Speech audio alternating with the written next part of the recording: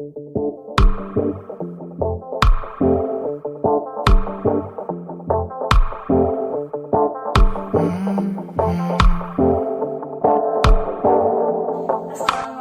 warahmatullahi wabarakatuh. Di sini kami akan menjelaskan tujuan dan manfaat terapi tauhid atau akidah dan ibadah, Memberi beberapa contoh kasus dan bagaimana langkah-langkah terapi tersebut. simak terus video kami. Terapi tauhid atau akidah bertujuan untuk membuat hati menjadi lebih tenang karena bisa menerima semuanya dengan ikhlas, takdir baik maupun buruk. Hal ini karena mereka meyakini bahwa semuanya ini sudah diatur oleh Allah. Mereka juga akan percaya bahwa rencana Allah lebih jauh indah sehingga tidak perlu khawatir apa yang akan terjadi esok harinya. Terapi ibadah bertujuan untuk membersihkan dan mensucikan jiwa serta membenihkan hati dengan cara melaksanakan ibadah yang diwajibkan oleh Allah seperti sholat, puasa, zakat, dan haji. Sholat memiliki pengaruh besar dan efektif dalam menyembuhkan manusia dari duka cita dan gelisah.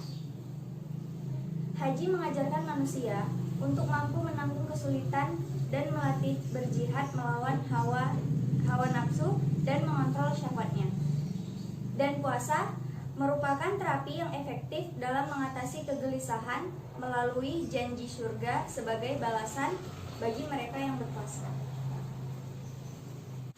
Kami mengambil beberapa kasus seperti seorang wanita yang mengeluh cemas, merasa tidak mampu, mengalami depresi, serta mengalami reaksi fobia. Dan kasus kedua yaitu seorang wanita yang merasa kurang mendapatkan kebahagiaan dalam kehidupan rumah tangganya. Langkah-langkah terapi akidah yaitu dalam kasus pertama, penyembuhan dengan cara mengembalikan keyakinan diri terhadap akidah tersebut dengan membacakan ayat-ayat Al-Quran pada surah Ali Imran 133 sampai 135.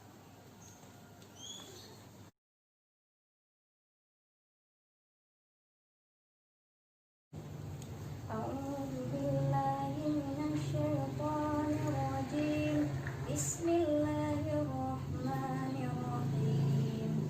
Wasari'u ila maghfiratin min rabbikum wa jannatin arduhas samawati wal ardh u'iddat lil muttaqin alladzina yunfiquna fis sarra'i wad dharra'i wal kazimin al-ghaiza wal 'afina 'anil nas wallahu yuhibbul muhsinin. Walladzina idza fa'alu fahishatan aw zalamu anfusahum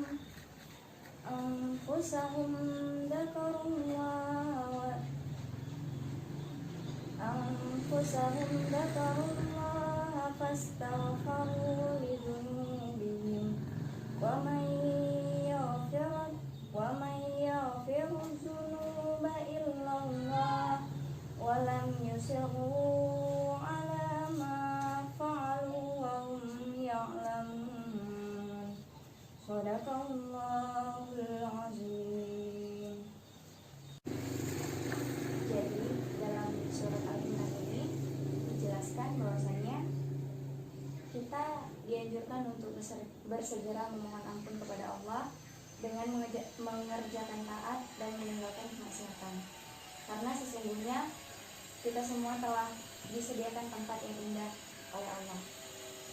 Dan juga di sini kita dianjurkan untuk menyedekahkan harta yang kita miliki walaupun dalam keadaan sulit sekalipun. Dan tahanlah amarah serta memaafkan kesalahan orang lain. Sesungguhnya Allah Subhanahu wa taala menyukai orang-orang yang berbuat kebaikan.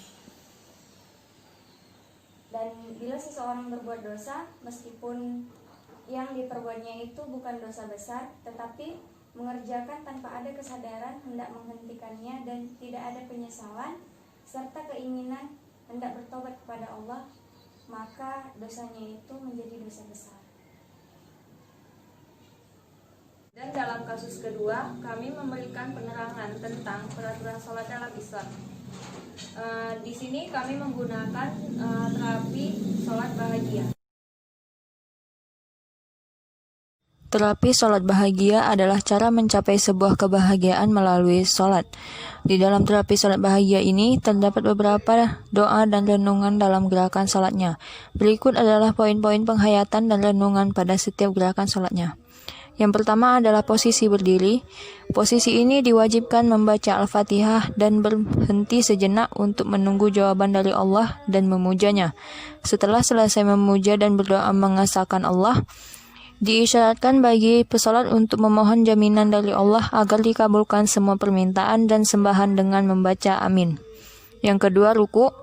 Posisi ini mempunyai filosofi yaitu tunduk kepada kehendak Allah, yaitu tunduk sepenuhnya kepada apapun yang menjadi kehendak Allah yang maha suci dan maha agung, serahkan hidup dan mati, sehat dan sakit, kaya dan miskin, dan semua persoalan kepada Allah, menurut kepada perintah Allah.